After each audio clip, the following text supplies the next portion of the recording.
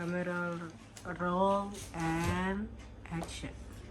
Hai, selamat pagi teman-teman semua and welcome back to program POV. Nah, hari ini tuh merupakan episode spesial yang sudah ditunggu sama teman-teman semua. Kenapa? Karena hari ini special hostnya cuma aku sendiri, tapi aku nggak bakalan ngomong sendiri juga. Kita bakalan kedatangan tamu yang sangat cantik, mahasiswi ilmu politik dari Universitas Negeri Surabaya. Silakan masuk. Halo, mungkin bisa kenalkan diri dulu ke teman-teman semuanya. Halo buat teman-teman POV, kenalin namaku Caca, aku mahasiswa Ilmu Politik UNESA angkatan 24. Sebelumnya Caca terima kasih banyak sudah mau datang ke podcast kecil kami ini. Gimana hari ini kabarnya? Jujur, aku juga berterima kasih pada teman-teman POV udah bisa ngundang aku di sini buat sebagai pembicara atau mungkin jadi teman buat ngobrol sama teman-teman POV ya. Alhamdulillah kabar aku baik hari ini.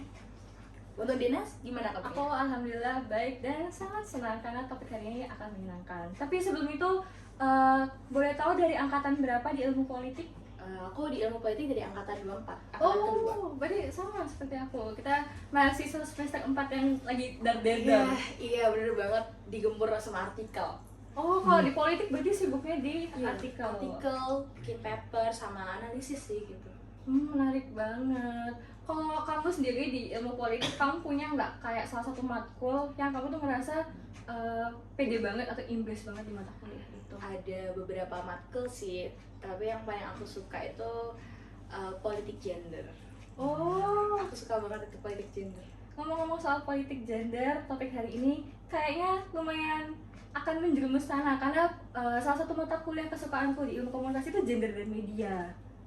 Nah, kamu ngikutin nggak berita-berita yang lagi hype saat ini seperti postingan yang bilang kalau educate your son seperti itu. Pokoknya soal isu-isu yang lagi naik tentang seksualitas dan juga objektivitas gitu. Naik nggak di kamu? Di aku cuma lumayan cukup naik ya, apalagi di akun Instagram pribadiku itu yang memang aku sering banget like postingan soal feminisme atau mungkin isu-isu tentang teman-teman perempuan, teman-teman laki-laki juga dan juga teman-teman disabilitas tuh sering banget. Kalau dan baru-baru ini tuh yang terbaru soal korban kekerasan seksual tuh mereka nggak dapat biaya dari negara untuk visumnya. Itu bener-bener ya kacau sih. Wow, berarti kayak berita-berita kayak gitu tuh kamu sendiri pasti dapatnya paling banyak dari internet, dari sosial media dan sebagainya. Kadang juga teman-temanku di ilmu politik, selain teman-teman politik juga teman-teman nongkrongku kadang juga kayak ngebahas ada isu baru loh, kamu tahu nggak soal isu ini gitu. Apalagi yang baru-baru ini juga tentang undang-undang pegawai rumah tangga PPRT yang baru disahin kalau nggak salah tuh waktu hari Kartini kemarin deh atau hari perempuan kemarin kayak gitu. Berarti kalau di lingkunganmu topik soal feminisme dan sexual harassment itu bukan suatu hal yang tabu lagi ya? Bukan, jadi kita emang sering banget bahas di kelas. Aku pribadi juga suka membahas hal-hal yang menurutku tuh kayak kurang terbuka buat dibahas ke orang. Tapi ini kan suatu topik yang ini tuh bisa kita gali dengan baik gitu loh.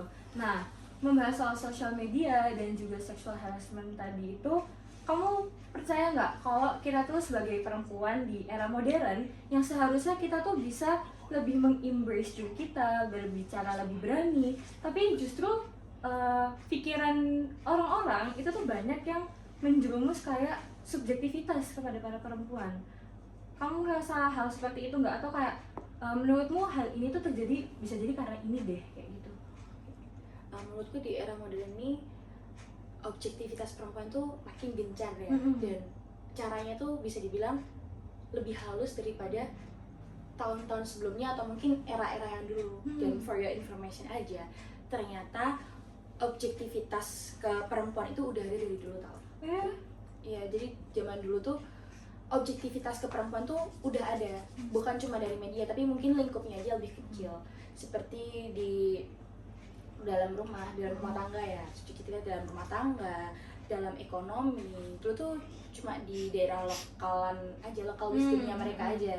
nggak seluas sekarang yang bisa terjadi dimanapun seperti media sosial, lingkungan kampus atau sebagainya. Kalau dulu sih lebih ke pasar sih, terjadinya di pasar seperti itu. Kalau sekarang kan udah merambah nih, bisa ke media sosial, tempat kerja, instansi pendidikan dan sebagainya. Bahkan kalau mungkin ya bisa kita tahu persyaratan kerja nih, itu termasuk bentuk objektivitas tau. Oh iya? Contohnya harus berpenampilan menarik. Itu bukan cuma ke teman-teman perempuan, tapi juga teman-teman laki-laki. Tinggi badan sekian, umurnya sekian, kayak gitu. Terus kayak minimal usianya segini sampai segini. Padahal kan kalau mau bekerja, ya itu seharusnya nggak dibatasi. Karena itu hak setiap individu manusia tahu. Betul. Kalau tadi kan kamu bahas dalam dunia pekerjaan aja kita tuh diobjektivitaskan. Nah, aku tuh punya kasus di mana salah satu orang terdekatku ini di luar dunia pekerjaan ya. Jadi di mana kita lagi santai sehari-hari, dia tuh berpakaian bisa dibilang tepat dan ya sopan aja. Tapi dia tuh mengalami yang namanya catcalling, dan catcalling itu ada di mall, which is bukan tempat yang dimana kayak seperti yang tadi kamu ceritakan. Kalau zaman dulu kan di pasar, terus orang-orang mungkin pemikirannya masih kolot. Ini benar-benar kejadiannya tuh di mall, dan pakaian dia tuh bisa dibilang nggak terbuka. Dia berhijab by the way, tapi dia masih mengalami catcalling tersebut. Parah sih. Ya kan? Nah kalau dari kamu sendiri, apakah kita sebagai perempuan itu tuh masih bisa merasa aman, atau kita tuh kayak jadinya tuh, karena banyak banget teman-temanku yang jadinya tuh takut untuk berpenampilan sesuai ekspresi mereka karena dianggapnya stigmanya tuh kita tuh objek seperti itu. Nah itu jadi sebenarnya menurutku pribadi ya, itu bukan salah teman-teman perempuannya. Itu ya salah dari konstruksi sosial yang memang ya udah salah dari awal, yang dimana itu ya teman-teman rawat sendiri. Kita sebutnya kalau di ilmu politik hegemoni kekuasaan. Jadi yang berperan tuh bukan cuma budaya aja, tapi pemerintah, hukum juga melanggarkan hal itu, yang dimana kekuasaan itu bekerja tanpa ada paksaan. Ya contoh tadi objektivitas perempuan yang udah ada dari dulu, bukannya malah ditinggalkan, dituntaskan atau bahkan diputus, tapi malah selalu dipelihara gitu, dirawat, karena ya nggak ada hukum yang mengikat. Kayak contohnya itu kalau kita mengobjektifikasi orang lain, atau mungkin kita catcalling orang lain, atau mungkin kita mengkritik orang lain tanpa concern yang jelas, terlebih dalam bentuk tubuhnya, itu nggak ada naungan hukumnya yang benar-benar mengikat. Kayak kamu salah, hukumannya sekian dan sekian tuh masih belum ada, kayak cuma tertulis aja. Kayak gitu lah. Saya kebanyakan kan pasti orang anggapnya kayak apa sih, itu kan cuma bercandaan dan segala macam, nggak usah terlalu dibawa ke hati. Tapi kan buat teman-teman yang ngerasa aku nggak ngelakuin salah ya, aku juga berpakaian di tempat yang baik dan benar. Menurutku mindset orang kayak gitu tuh yang harusnya lebih terbuka,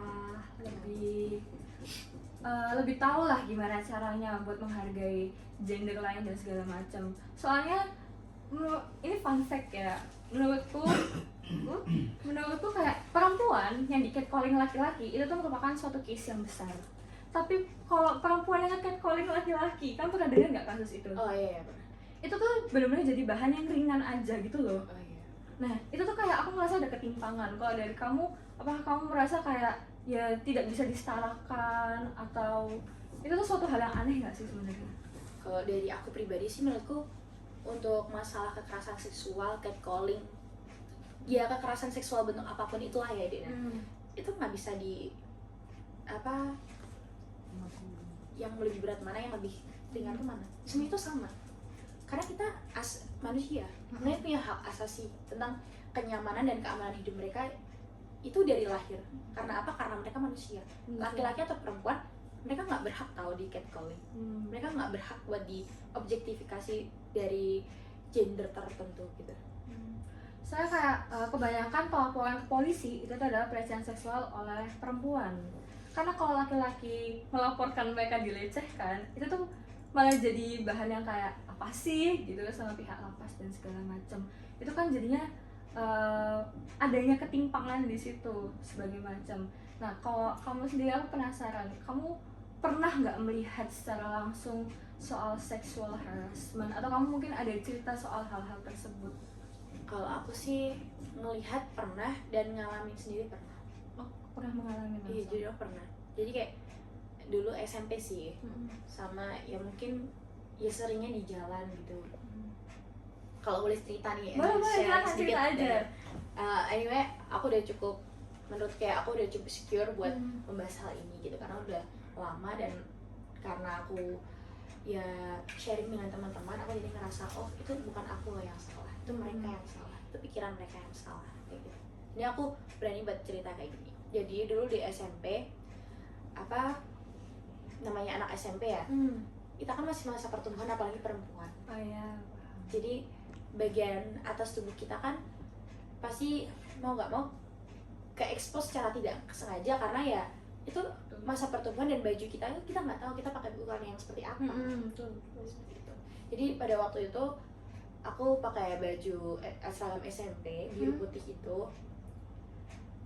dibilang ngetat tuh enggak, jadi kayak ya udah pokoknya longgar tapi nggak Fit oke aja oke. gitu. Tapi teman-teman apa cowok waktu SMP itu bilang itunya kok apa besar dan kayak apa bajunya kok kekecilan banget kayak gitu loh. Di situ aku muncul kayak kok gini sih, Fisik kok kalian kenapa sih kalian berkomentar soal tubuh aku gitu, aku ada salah kan sama kalian. Dan memang kalau di lingkungan SMP bagi beberapa orang itu kayak mungkin ya karena aku sekolahku SMP-nya di kecamatan bukan yang di kota, kayak orang-orang yang perempuan-perempuan lain, teman-teman perempuan lain di SMP itu kayak ngerasa seneng. Oh, justru kayak merasa Ya karena mungkin mereka divalidasi. Oh. Kan mungkin beda pemikirannya, penerimaannya, Ya, atau culture-nya kayak beda dia. iya kayak gitu. Tapi aku ngerasa kayak risih, kayak apa salahku sih kok kalian ngomentarin aku kayak gitu. Dan itu berimpas ke SMA aku. Oh iya? Iya, jadi kayak gaya berpakaian tuh di SMA bener-bener aku tutupin. Jadi kayak badanku kecil, sebenarnya kecil banget ya. Tapi bajuku waktu SMA tuh XL. Yang longgar-longgar gitu. Iya gede. Jadi selama 3 tahun SMA baju SMA gede. Oh, berarti kayak semenutup diri itu gara-gara satu kejadian itu. Iya, cuma kalau aku bersosial tuh enggak. Cuma aku tahu nih kak, oke mereka membahas bentuk tubuhku. Aku akan mencoba menutupi bentuk ini. Dan teman-teman SMA aku ngira apa waktu aku kuliah, loh Caca kamu kurusan sih, kamu gak makan atau gimana gitu. Enggak, emang badanku kecil loh. Bukannya kamu gemuk ya waktu SMA? Nggak pernah gemuk. Karena pakaian tadi itu ngaruh. Betul. Orang-orang ngiranya tuh badanku apa berisi seperti itu. Padahal enggak. Itu karena ya trauma waktu aku SMP, aku bawa kayak biar nggak keulang lagi lah gitu. Jadi aku tanggulangin, oke, aku pakai baju yang longgar, aku pakai pakaian yang gede lah ukurannya gitu di lingkup sekolah. Tapi kalau di lingkup luar ya aku pede aja, karena ya trauma aku di lingkup sekolah doang. Iya, tadi aku juga mikirnya Kayak gitu. Terus setelah aku berkuliah, jadi aku paham oh ternyata itu victim blaming. Itu ya sebenarnya salah tuh pelaku bukan korban, tapi kesalahannya itu dilemparkan ke korban. Kayak gitu. Jadi aku merasa kayak jadi sekarang aku berpakaian ya senyaman aku aja, tapi aku mencoba memposisikan diri aku. Contoh kayak oke, keluar main di tempat yang culture lah istilahnya, anak zaman sekarang mah culture ya. Itu ya udah pakaian se-funnya aja gitu. Tapi kalau sama di acara tertentu, acara keluarga, itu aku bakal ya sopan gitu. Tergantung tempatnya sih menurut. Ini benar-benar berpakaian sesuai tempatnya aja. Ini kan? dari senyamannya kita. Dari ceritamu tadi aku kayak banyak hal banget yang bisa aku tangkap dari satu kejadian yang berasal dari omongan orang yang kamu tuh nggak salah apa-apa sama sekali. Karena aku kan juga mengalami pubertas dan segala macam, jadi aku paham banget gimana di badan sendiri aja tuh aneh, gimana kalau orang lain ngomongin.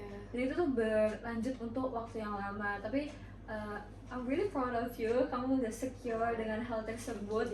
Karena nggak banyak dari teman-teman yang mengalami kekerasan seksual itu berani untuk menerima dirinya kembali. Apalagi menurutku buat orang yang pernah ngalamin itu mau cerita ke orang lain tuh yang ngerasa kayak takut dijudge, takut merasa kayak pasti nggak ada satu sisi yang kayak kotor, merasa nggak pantas banget buat hidup. Jadinya kayak apa, karena kan yang dibahas tuh part dari badan yang kita tuh nggak bisa hilangin kan. Kita tuh nggak bisa, kayak rambutnya bisa dipotong. Iya. Muka mah kalau sekarang istilahnya bisa dioplas dan segala macam, tapi kalau itu ya oke lah bisa, cuma itu bakal terus ada gitu.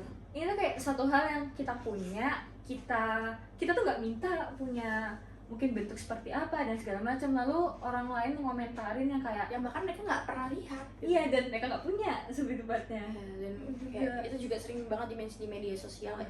Kan bentuk orang tuh beda-beda, ada istilah oh soal maaf nih teman-teman ya, dalam tanda kutip kayak tobloi gitu pasti hasil mantannya dan segala macam. Enggak, itu ilmiah guys, itu alami, dari gen, dari hormon orang tua gitu.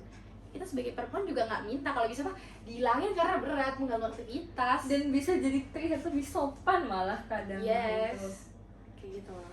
Nah, aku tuh dengar-dengar juga dari salah satu teman baikku kalau Caca ini adalah orang yang lumayan vokal dan juga berani untuk menyuarakan soal isu perempuan dan segala macam. Apakah keberanian kamu itu dimulai dari kamu yang ngerasa pernah mengalami hal tersebut dan nggak mau orang lain tuh ngerasa sendiri kayak gitu? Kalau vokasi enggak juga, karena aku masih kayak untuk turun ke jalan tuh aku masih kurang ada keberanian untuk itu ya. Tapi untuk sharing ke teman-teman di media sosial atau mungkin dalam lingkup kecil pertemananku sendiri, itu aku sering banget melakukan itu. Karena ya berangkat dari aku yang punya pengalaman nggak enak, jadi aku kayak berpikir teman-temanku nggak boleh ngerasain kayak gini, orang lain tuh nggak boleh ngerasain kayak gini, kayak gitu. Jadi kayak the way kamu yang punya pengalaman buruk justru bukan kamu jadiin suatu hal yang buat ngedown dirimu sendiri, tapi buat ngajarin mungkin teman-teman di luar sana buat nge-up, buat lebih berani seperti itu. Nah, mungkin terakhir nih aku mau kamu berikan mungkin bisa dibilang wejangan atau tips and trick kepada teman-teman penonton setiap POV, gimana sih kita tuh harusnya bersikap sebagai perempuan atau in general aja boleh. Soalnya dari ceritamu tadi sangat-sangat menarik dan sangat-sangat positif banget dari POV orang yang pernah mengalami sexual harassment tapi berubah ibaratnya menjadi orang yang lebih berani untuk menyuarakan hal tersebut. Kalau dari aku sendiri sih, kita lebih ke concern lagi sih ke isu ini, karena beberapa orang tuh nganggap isu ini cuma isu private, isu karena budaya yang nggak bisa, ya udah itu kan udah terjadi dari dulu gitu, nggak bisa dirubah. Itu bisa guys, itu bisa banget. Kita ya harus lebih gemar menyuarakan hal tersebut ke media sosial dan menganggap itu loh kita perlu bahas dan perlu ada kontribusi politik juga.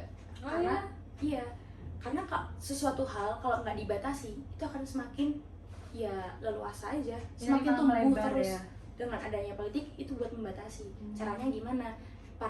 Partisipasi teman-teman di parlemen. Contohnya ya, sekarang di Indonesia tuh kontribusi perempuan itu baru 30% per Indonesia. Dan itu pun masih dibatasi. Really? Iya. Dan bahkan teman-teman perempuan di parlemen itu juga diobjektifikasi dengan teman-teman lain di parlemen tersebut saat pengen meng-up isu perempuan ini, undang-undang tenaga kerja tentang cuti mens, cuti hamil. Kalau kalian tahu, cuti hamil tuh kan dibayar ya, tapi sekarang tuh udah enggak. Jadi kayak oke, kalian boleh cuti 6 bulan hamil, tapi 3 bulan kok dibayar, 3 bulannya lagi enggak. Jadi dipotong sekarang. Yang tadinya kan cuma 3 bulan doang kan, sekarang ditambah cuma nggak dibayar. Kayak gitu. Itu kan kayak why gitu loh. Jadinya ini ya kayak ya udah yuk ditambah tapi uangnya ditahan. Dan emang nggak dikasih. Malah sama sekali nggak dikasih. Dan kadang cuti mens pun cuma 2 hari gitu. Padahal tuh kok lagi Sakit banget kan gitu. kontraksi guys. Yang bisa menyuarakan itu siapa? Teman-teman perempuan itu sendiri. Oke, teman-teman laki-laki bisa menyuarakan. Cuma kalau kita nggak ngalamin, kita nggak akan bisa menyuarakan hal tersebut. Betul. Karena semua hal tuh biasanya terjadi karena relate gitu kan. Betul, karena ikatan emosional gitu. Indonesia merdeka kan juga karena pengen adanya perasaan ingin merdeka. Betul. Kayak gitu loh. Jadinya kalau bukan teman-teman perempuan sendiri, siapa yang mau menyuarakan? Terlebih di parlemen seperti itu. Terus yang satu lagi menurutku buat teman-teman ya, bukan cuma teman-teman perempuan, tapi umumnya yang pertama ini buat teman-teman perempuan. Oke, memang kita boleh berekspresi, berpakaian apapun sesuka kita, tapi kadang ada juga teman-teman perempuan yang lupa tempatnya. Kayak kalau di luar negeri mungkin is okay lah, culture-nya seperti itu, tapi kan ini Indonesia, culture-nya berbeda dengan ya luar negeri, entah negara manapun itu. Dan di Indonesia pun bukan culture Indonesia secara keseluruhan, tapi tiap daerah itu beda sekali gitu budayanya. Mungkin kita bisa lebih menempatkan diri gitu. Oke, bagi kalian mungkin kurang nyaman, tapi kita harus ada, kalau di orang Jawa namanya unggah-ungguh sopan santun gitu ya. Kayak gitu. Bukan berarti membatasi, cuma kalau kalian ingin dihormati, hormatilah ya diri kalian sendiri dan orang lain gitu. Bukan berarti berpakaiannya tuh kalian harus tertutup tuh, enggak ya, cuma ya sesuaikanlah di mana di tempat kalian berada untuk menghargai diri kalian sendiri gitu. Bukan karena orang lain. Kalau kalian pergi kan biasanya kayak orang nanti mandang aku kayak gimana ya, tapi coba ubahlah perspektif di diri kalian kayak oke, aku akan menghargai diriku di tempat yang seperti ini dengan menggunakan pakaian seperti ini gitu. Aku merasa comfort gitu. Jadi bukan alasan nggak kalian contoh berlengan panjang itu nggak nyaman. Kan banyak banget model sekarang gitu yang bisa dikombinasikan. Kalau dulu kan mungkin lengan panjang identik dengan desain yang jadul atau segala macam. Kalau sekarang kan udah nggak ada gitu. Dan untuk teman-teman please jangan normalisasi hal mengenai objektivitas kepada siapapun itu, entah ke perempuan atau ke laki-laki. Dan kalau kalian melihat sexual harassment atau segala macam di lingkungan kalian, tolong kalian bertindak tegas akan hal itu. Bilang enggak, bilang kayak itu nggak baik, itu nggak boleh. Kalian harus berani untuk melakukan itu, karena kalau bukan dari kita siapa lagi gitu. Seperti itu. Betul banget, kita sebagai perempuan tuh juga tetap harus menghargai diri kita sendiri tapi masih harus ibaratnya menjaga diri dengan baik. Dan juga buat teman-teman lain di luar sana, sekarang kan era sudah modern ya teman-teman. Jadi kami dan juga semua tim yang ada di sini pastinya berharap kita mau laki-laki mau perempuan itu hidup beriringan dan saling menjaga satu sama lain sesuai porsinya masing-masing. Betul, sangat-sangat berdaging dan sangat-sangat menyenangkan ya hari ini. Oke, karena kita sudah ada di penghujung acara, sebelumnya aku mau ucapin terima kasih lagi kepada Caca sama tadi karena sudah datang dan sekarang karena sudah memberikan insightful yang very very positif buat kita semua. Semoga kita masih bisa catch up dan bertemu kembali. Yes. Terima kasih buat teman-teman semua yang sudah menonton POV sampai habis dan sampai bertemu di episode minggu depan. Bye. Bye teman-teman. Yar.